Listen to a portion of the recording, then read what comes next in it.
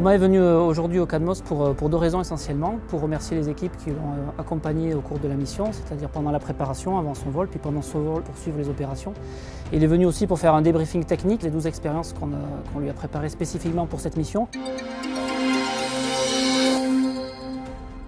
On voulait échanger techniquement, parce qu'il y a toujours beaucoup de choses à dire. Qu'est-ce qui a marché, qu'est-ce qu'on aurait pu faire mieux, rendre les expériences encore meilleures pour la suite, pour mes collègues qui vont continuer à les opérer à bord de la station.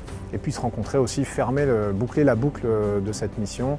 C'est pas avec l'atterrissage qu'une mission se termine, c'est quelques mois après, une fois qu'on a récupéré toutes les données scientifiques et qu'on a beaucoup parlé, qu'on a rencontré les équipes, qu'on les a remerciées. C'est aussi pour ça que je suis là, pour leur travail qui a été couronné de succès pendant la mission. Je crois quand même beaucoup à la relation de travail, à la relation humaine. C'est important de se connaître pour faire du bon boulot. Ça a été un peu mis à mal par les conditions sanitaires. Ça, c'est le cas de tout le monde. Mais nous, dans notre cas d'astronaute, c'est encore pire parce qu'on est très loin. Par définition, on ne peut pas tellement se voir et échanger. Donc chaque fois qu'on a une occasion, il faut le faire. Il y a un historique dingue sur les vols habités, le spatial évidemment au CNES. Moi, j'aime bien venir ici, quelque part y participer, donner mon feedback, m'enrichir de ça. On profite du fait qu'il y a les expériences quand même bien en tête parce que la mission est assez fraîche dans sa tête. Donc il se rappelle assez bien dans les détails justement de ce qui a fonctionné, moins bien fonctionné.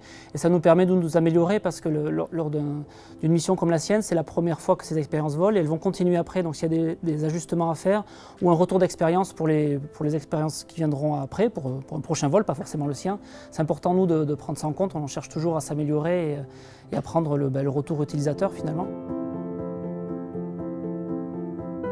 Effectivement, 12 expériences françaises menées directement ici depuis le CNES, puis le CADMOS à Toulouse.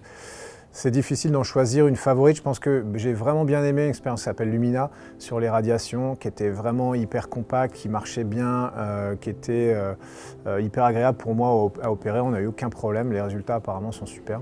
Donc ça, c'était bien.